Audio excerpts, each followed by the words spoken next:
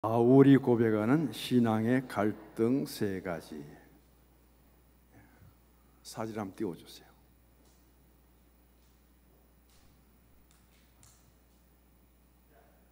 잘 보입니까? 그림은 두 개입니다. 하나는 보세요. 시계 방향으로 돌아가고, 다른 하나는 시계 반대 방향으로 돌아가고 있습니다. 왼쪽에서 오른쪽으로 손 한번 들어보십시오.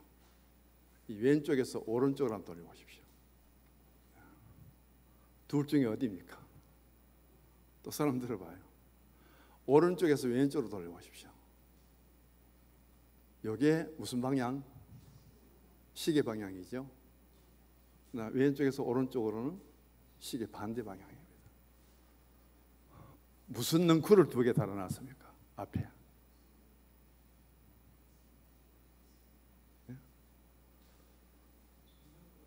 어느 것이 칡능쿨이고 어느 것이 등나무 능쿨입니까? 보세요. 이래 가만 없어요. 왼쪽에서 오른쪽으로 간 게 어느 겁니까? 시계 방향으로 도는 게 어느 거예요? 그래 구분합니다. 숙제 풀 때까지 보십시오. 자, 여기 보면은 갈자고요. 칡능쿨 갈자고 등나무의 등자입니다. 저 두 등굴은 항상 반대편으로 가봐요. 그래서 한 나무에 칡능쿨과 등나무가 같이 감아버리면은 그 나무는 죽어야만 해결됩니다. 왜 저렇게 반대 방향으로 감을까? 그것을 연구하기 위해서 칡능쿨을 뜯어갖고 등나무 능쿨로 감아 놓으니까요, 며칠 전에 딱 원래대로 돌아가가지고 지방향으로 고지방 그대로 올라가더랍니다. 이번에는 등나무 등쿨을 걷어다가 칡능쿨하고 같이 방향으로 돌려놓으니까 그게 비슷비슷 틀어가지고 또 자기 방향으로 가더래요. 그래서 칡능쿨과 등나무 능쿨은 항상 같은 나무에 감아도 반대편으로 감기 때문에 그 나무는 졸려갖고 죽어요. 목 졸려서 죽어요. 그래서 두 능쿨 중에 그래도 차이점이 난다면은 칡능쿨이 있을 때에 등나무 능쿨이 뒤를 타고 갈 때 같은 방향으로 조르지만 등나무가 그래도 양보심이 많아가지고 틈을 비우던데요. 감을 때 등나무 능쿨이 조금씩 틈을 비우고 느슨하게 올라갈 때기 때문에 그런 그 나무는 산대요. 어느 능쿨이 착합니까? 우리는 수없이 갈등을 겪고 있어요. 오늘 제가 여기 설교하고 있잖아요. 인간이기 때문에 수없이 못 쓴 점을 감추고 있습니다. 때로는 마음이 공고하고 편치 못할 때는 설교 안 해야 됩니다. 안 하는 게 맞아요. 근데 대신 설교해 줄 사람이 없잖아요. 그런 인간의 육체적인 갈등을 모순을 다 눌리고 와서 또 설교합니다. 이게 인간이더라고요. 우리는 이 모순이라는 거하고 갈등이라는 문제를 언제 해결받을 수 있느냐? 한마디로 없습니다. 하나님 은혜에서 그 앞에서 진정한 우리가 은혜로 하여금 변화받지 않고는 인간이 달라질 수 없다는 거예요. 그럼 하나님 앞에 내 모습은 어떤 모습인가? 24절만 읽어볼까요? 오호라 나는 공고한 사람이로다. 이 사망의 몸에서 누가 나를 건져내랴. 하나님 앞에서 나는요 공고한 사람이다. 첫 번째, 너무 슬픈 사람이에요. 괴로운 사람이에요. 우리가 은혜라는 찬양을 참 많이 부르고 행복이라는 찬양을 참 많이 부르면서 당신이 행복을 원하거든 예수를 만나보세요 하고 참 기분 좋게 손뼉 치면서 찬양을 부르는데, 우리는 하나님 앞에 나의 진정한 모습은 공고한 자입니다. 인생의 삶이 괴로워요. 인생의 삶 속에 살아가는 그 삶의 모습이 너무 슬퍼요. 그런 것들을 바울이 누구 앞에 자기를 드러내느냐? 하나님 앞에 첫 번째 말합니다. 24절에 첫 번째요. 두 번째는 뭐냐면은 나는 사망의 몸이다. 난 죽을 몸이에요. 왜 사세요? 왜 이렇게 열심히 일하고 열심히 그렇게 밤잠도 못 자시고 피곤한데 무더운 날씨 그렇게 땀 흘리며 일합니까? 바울은 말해요. 잘 살아보려고. 그러나 우리는 죽을 몸입니다. 하나님 앞에서 우리는 언젠가 죽어야 돼요. 잘 살고 못 살고 부하게 살고 가난하게 살고 차이지, 건강하고 건강하지 못한 차이지, 우리는 죽어야 될 사람이다. 두 번째 바울이 고백하는 거예요. 세 번째가 바로 뭐냐면은 이 사망에서 누가 나를 건져내라. 나는 슬픈 인생의 삶과 괴로움을 잔뜩 짊어지고 육체적인 이 삶을 살아가면서 나는 언제가 죽을 몸인데 이 죽을 몸에서 나를 구원해서 우리의 육체적인 삶이 끝이 아니라 영원한 하나님 나라의 영생까지 이어지게 되는데 그것을 누가 나를 건져내서 구원의 자리에 영생의 자리에 이르게 하느냐? 그분은 하나님밖에 없다. 그분이 바로 예수님이다. 앞에 수없이 열거된 이런 모든 문제는 그리스도 예수 안에서 다 해결될 수 있다. 하나님 안에서. 이게 바울이 받은 은혜예요. 우리 몸을 한번 보시기 바랍니다. 지금 내 몸을 한번 대충 생각해 보십시오. 내 몸에 무엇이 있습니까? 지금 제가 팔을 움직이고 팔이 있고요. 서 있으니까 다리가 있습니다. 그리고 전부 우리 지체가 있죠. 그 얼굴이라는 몸이라는 첫 번째 의미는 모아졌다는 뜻입니다. 모음이에요. 내 팔도 내 다리도 손가락도 발가락도 전부 여기에 내 하나에 모아져 있다. 떨어지면 안 되죠. 이게 모음이라는 것이 원래 뜻이에요. 그게 나중에 몸으로 됩니다. 그러면서 우리 성서중앙교회는 몸된 교회, 우리는 뭐라고요? 그리스도의 몸된 교회, 우리는 뭐예요? 지체지요. 그래서 교회는 그리스도의 몸으로 이루어져 있고 우리는 지체인데 우리는 이 교회에서 무슨 지체입니까? 우리의 5장 6번은 보이지 않죠.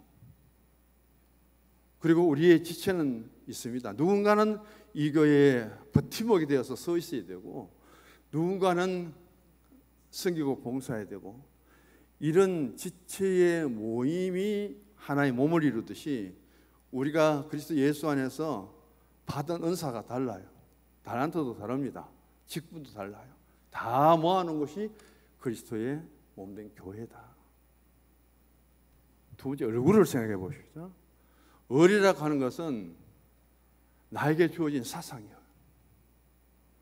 얼은 나에게 주어진 하나의 정신적인 사상과 사고입니다. 그런데 이 정신적인 사상과 사고가 우리가 어떻게 나타나냐면은 내 내면 속에 있었는데 그게 무엇으로 나타나냐면 굴로 나타납니다. 굴은 동굴이라는 뜻이에요. 내 내면 속의 정신적인 사상과 모든 의미들이 얼굴 겉에 나타나는 안면신경, 안면근육이라는 것을 통해서 그게 굴곡을 이루면서 나타나는 것이 굴이다, 얼굴이라는 거예요.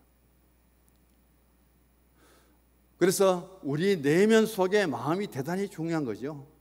내면 속에 나의 정신적인 사상, 신앙적인 사상이 중요하고 그게 안면근육, 안면신경을 통해서 나타날 때 표정이 달라진다는 겁니다. 옆에 분 인사합시다.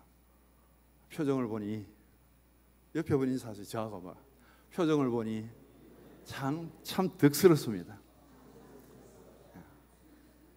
한번 더 해볼까요? 그 얼굴 모습을 보니 참 은혜롭습니다. 할렐루야. 여기에 우리 신앙 안에서 나눠야 될 인사라는 거죠. 저 이야기가 아닙니다. 닉 웨런 목사님이 그렇게 말해요. 참 달랐다, 똑똑하다, 말 잘한다. 그게 아니고 참 은혜롭습니다. 은혜롭게 생겼고 덕스럽게 생겼습니다. 이게 성도들이 나눠야 될 인사라는 거죠. 이제 몸을 했고 얼굴을 했잖아요. 그다음 마음이 와요. 이 마음은 드러나지 않습니다. 근데 드러내는 것이 두 가지로 나타나는데 하나는 말로 나타나고 하나는 행동으로 나타난다. 하나님 앞에 나는 어떤 모습으로 서 있는가? 바울의 이야기입니다. 바울은 하나님 앞에 서 있을 때 나는 누군가? 나는 참 공고한 사람인데 내 마음에는 슬프고 내 얼굴에는 슬픈 모습으로 눈물도 흘리고 그런 나의 얼굴을 보시옵소서. 또 하나는 나는 너무 애답다는 거예요. 사람이 행복하고 기쁘고 감사가 아니라 그 마음의 갈등을 해소하지 못해서 잔뜩 찌푸리고 화나고 그리고 얼굴에 그런 성난 모습이 보여지는 것을 우리가 감출 수 없다. 나는 하나님 앞에 누구인가? 그게 24절에 바울이 보여주는 그리스도 예수 안에서 한 지체인데도 불구하고 내 얼굴에 이런 것이 나타납니다. 왜 그래요? 내 마음속에 있는 것이 드러남으로 하여금 하나님께 보여주는 것이다. 그렇게 말하면서 오늘 첫 번째 15절을 읽어봅니다. 내가 행하는 것을 내가 알지 못하노니 곧 내가 원하는 것을 행하지 아니하고 도리어 미워하는 것을 행함이라. 첫 번째 갈등이 뭔지 아십니까? 내가 하고 싶은데 하지 못합니다. 한번 생각해 보세요. 내가 하고 싶은 일들을 지금까지 다 하고 살아오셨습니까? 나는 내가 하고 싶은 일이 있는데 내가 하고 싶은 그 일들을 어떤 장애물 없이 잘 하고 지내왔습니까? 하나님 내게 맡기신 일이 있어요. 하나님이 바울에게 맡기신 일이 있는데 그 하나님의 일을 나는 거리낌 없이 잘 하고 여기까지 왔습니까? 우리가 볼 때 바울만큼 하나님 일을 잘하는 사람이 없어요. 그런데 바울은 오늘 우리 앞에 무슨 이야기를 하냐면은 나는 하고 싶은 일이 있었는데 하고 싶은 일이 아니라 하기 싫은 일을 해버리고 하나님 나에게 하라고 명령하신 일이 있는데 하나님께서 명하신 일을 하지 않고 하나님이 원치 않고 기뻐하지 않는 일을 나는 한 사람이다. 그 이야기가 15절이에요. 내가 하고 싶은 일들을 할 때 참 기쁠 거예요. 좋을 겁니다. 그리고 하고 나면 보람이 있을 거예요. 내가 하기 싫은 일을 할 때는 귀찮아요. 힘듭니다. 그리고 반드시 거기는 불평과 원망이 나오게 될 거예요. 왜 내가 이 일을 해야 되나? 내가 왜 일을 할 수밖에 없나? 그러면서 마음의 평안도 잃어버립니다. 오늘 바울은 내가 하나님 앞에 첫 번째 겪는 갈등은 바로 15절의 말씀처럼 내가 행하는 것을 내가 알지 못한다. 내가 원하는 것을 행하지 아니하고 도리어 내가 참 미워했는데 그 일을 내가 하고 말았더라. 가장 하고 싶었던 일은 하나님의 일이에요. 가장 하나님께 기쁨이 되는 일을 하고 싶었는데 바울은 자기가 원치 않는, 하나님도 원치 않는 그 일을 하게 되었더라. 어디에서 그것을 바울이 들어가면느냐 하면은 부활하신 예수님이 하나님 보좌 우편에 계시다가 이 사울을 만나려고 다메섹에 오기까지, 그리고 만나고 그에게 개종을 시키고 변화시키기까지 자기가 예수 안에서 구원받고 사도가 된 후에 돌아보니 참 내가 하고 싶었던 일이 아니에요. 그 다음 하나님이 주님이 원하시는 일이 아니었다는 거예요. 왜? 스데반을 돌로 쳐 죽인 것도 주님이 원하시는 일이 아니었고, 다메섹에 예수님 사람을 잡으러 가는 것도 주님이 원하는 일이 아니었고, 하나님이 지켜보고 주님이 보다가 하다 그대로 두어서는 안 되겠다 싶어서 하나님 보좌 우편에 계신 예수님이 다메섹까지 쫓아옵니다. 내려오셨어요. 그래서 사울아 불러줍니다. 만약에 그때 예수님이 부활하신 예수님이 오셔서 나를 불러주지 않고 내 가는 방향을 리턴 해주지 않았다면 나는 얼마나 하나님이 싫어하는 일들을, 예수님이 싫어하는 일을 하고 말았을까. 거기에서 터닝 포인트가 되어갖고 나를 다시금 돌이켜서 주의 일을 하고 복음 일을 할 수 있도록 해주신 그 사실이 너무 감사한 거예요. 그 갈등을 바울이 갖고 있었다는 것을 오늘 비로소 여기에서 고백을 합니다. 나는 갈등이 없었던 사람이 아닙니다. 나는 등나무하고 칡렁쿨이 엉겨서 도저히 살아날 수 없는 그런 가운데 내가 율법과 복음, 그리고 그가 예수 그리스도를 믿는 사람을 비판하고 교회를 잔해했던 그가 복음을 들고 가서 예수 믿으시오 전하는 이 관계 속에서 말할 수 없는 갈등을 겪었다는 거죠. 내가 하고 싶은 일들이 아니었는데 하였고, 하나님이 원하는 일이 아니었는데 나는 하고 말았고, 그래서 바울은 마지막까지 말하기를 나는 죄인 중에 괴수였습니다. 그 고백이 나온다는 거예요. 오늘 여기 계신 우리 성도님들이 교회적으로나 가정적으로나 내가 하고 싶은 일을 마음껏 하고 살아갈 수 있다면 그게 축복 중에 축복이, 은혜 중에 은혜예요. 내가 하고 싶은 일인데 거리낌 없이 하고 장애물이 없고 기쁜 마음으로 감사함으로 보람을 가지면서 그 일을 할 수 있다면 최고의 사람이죠. 하나님에게 맡겨주신 사명이 있습니다. 기도하고 내게 주신 능력을 통해서 그 하나님 일을 잘 이루어가고 하나님께 기쁨이 되고, 그리고 믿음의 참 선한 흔적의 발자취가 남겨진다면 나는 최고의 신앙의 사람이죠. 이 문제를 두고 바울은 끊임없이 나는 갈등을 겪는다. 오른쪽으로 시계 방향으로 돌아가는 등나무나 반대로 돌아가는 이 칡렁쿨이 얽혀서 내 마음속에 너무 복잡하고 이거 풀려고 해도 안 된다. 그런 가운데서 자신을 돌아보니 그래도 주의 일을 하였고 명하신 사명을 감당했고, 그래서 바울은 너무 기뻐요. 어떤 고백을 합니까? 내가 선한 싸움 다 싸우고 달려갈 길을 마치고 믿음을 지켰다. 그 갈등 없이 사도 바울이 한 일이 아니라는 거예요. 수없이 많은 갈등들, 우리는 마음의 생각보다 등나무와 칡렁쿨이 되어서 막 지금까지 함께 왔다면 예수 이름으로 풀어버리시기 바랍니다. 그리고 정말 주님이 교회가 기뻐하는 일이 무엇인가 생각하고 우리가 그 일을 할 수 있는 후반기가 되고요. 그런 하나님 앞에 나는 참 괴로운 인생의 삶, 그리고 슬픔의 삶, 하나님 교회 은혜 받고 축복받아서 기뻐하고 형제자매 주안에서 칭찬하고 격려하고 나누어야 되는데 교회 와서 마음에 잔뜩 찌푸림을 당하고 마음의 괴로움을 갖고 하나님 원하시는 일이 아니라는 거예요. 그 갈등이 저에게도 여러분에게도 있었는 줄 믿습니다.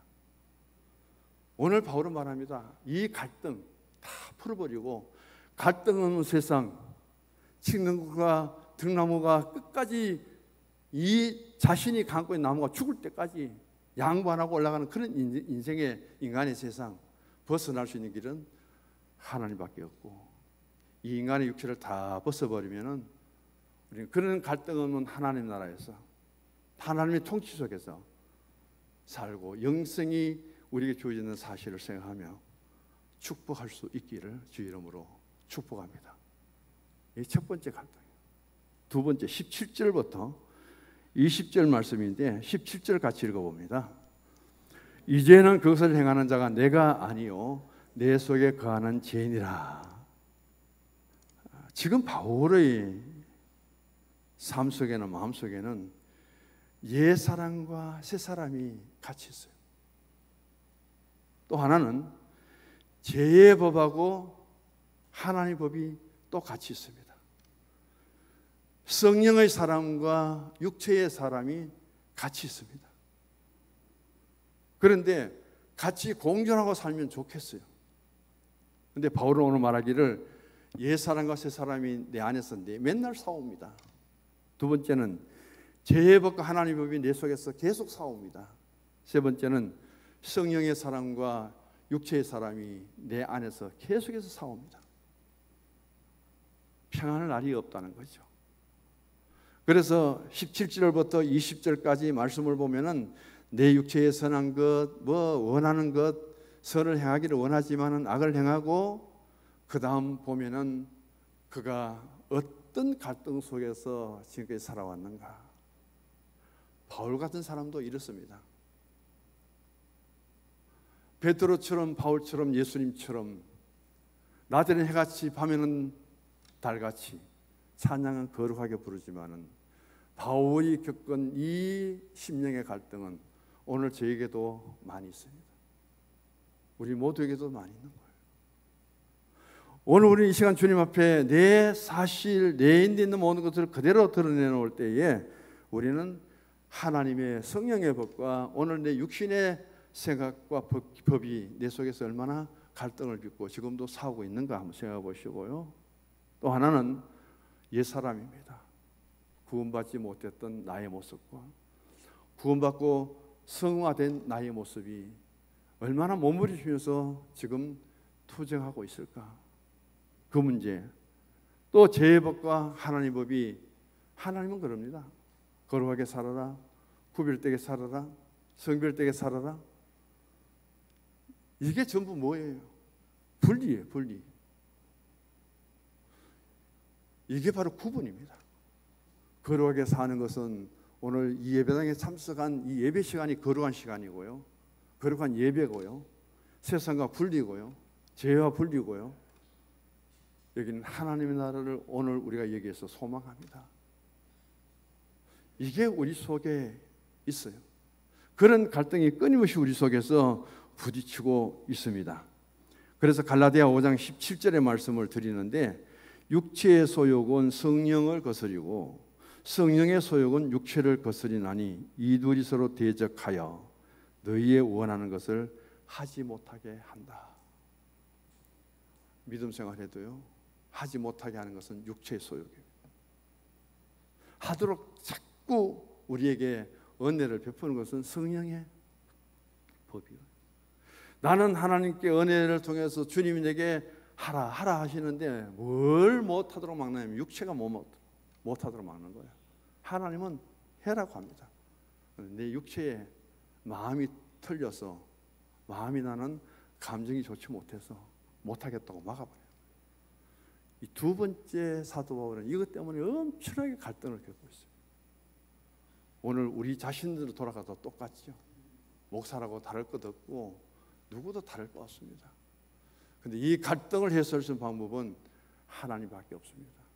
하나님께 기도해야 되죠. 내려놓아야죠. 내 속에 피워야 됩니다.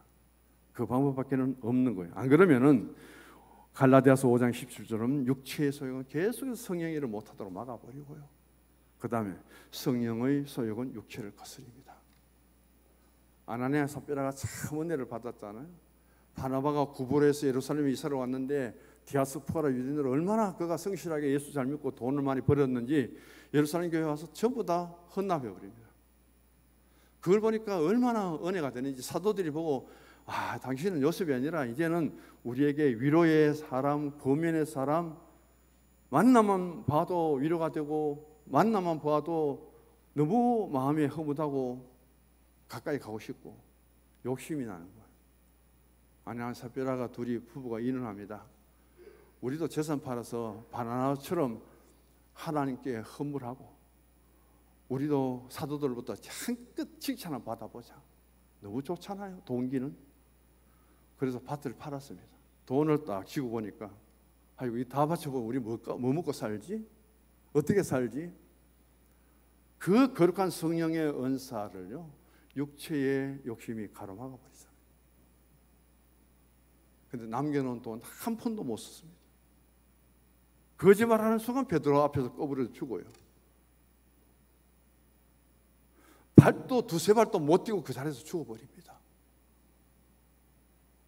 오늘 우리가 주의 거룩한 성령의 역사가 임재하는데 육체의 소욕이 가로막는 것이 얼마나 어렵고 힘들고 주님 앞에 우리가 걸림돌이 되는지를 생각하고요, 가장 그것을 먼저 우리에게 알려준 사람은 사도 바울입니다. 그래서 말씀합니다. 선주로 생각하는 자는 넘어질까 조심해라. 유대인들의 격언에 말합니다. 죄라는 것은 반드시 손님으로 온다는 겁니다. 손님으로 와서는 주인이 되어버린다. 죄라는 것은. 그렇게 말하고 제가 내 속에 들어와서 손님으로서 주인 되기 전에 하나님의 그런 성령을 받아들여서 성령이 내 마음을 다스리고 통치할 수 있도록 그렇게 성령의 사람이 되는 것이 가장 신앙적이고 영적이고 우리가 하나님 앞에 보여줘야 될 모습이다. 세 번째 갈등입니다. 22절 23절 같이 읽어봅니다.